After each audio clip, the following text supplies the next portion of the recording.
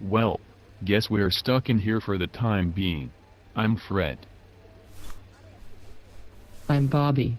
Being a plumber means a lot of things, but it doesn't mean I know how to fix an elevator. Working as a florist has my work cut out for me. It reminds me of generalist social work practice.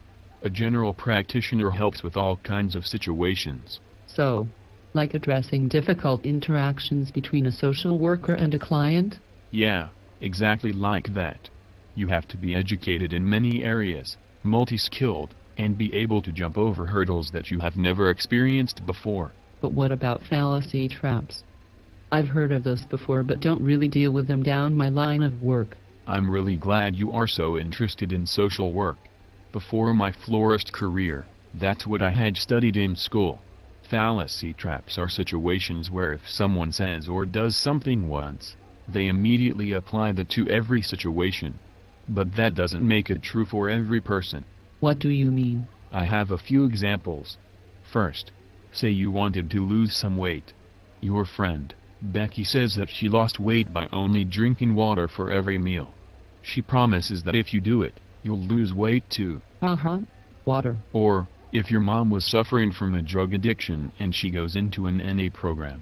The people at the program say if she believes in purple elephants, she won't use drugs anymore. Yeah, that sounds crazy.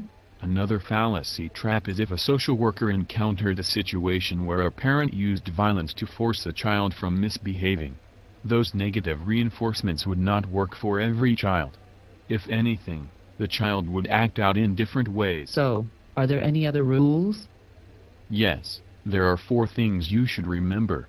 Engagement is the first step where you establish communications and a relationship with your potential client.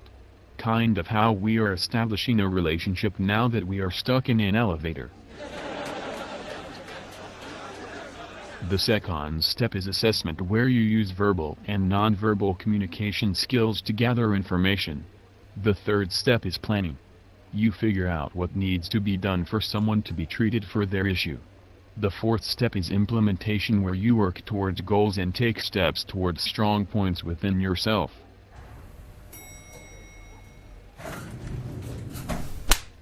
We're free.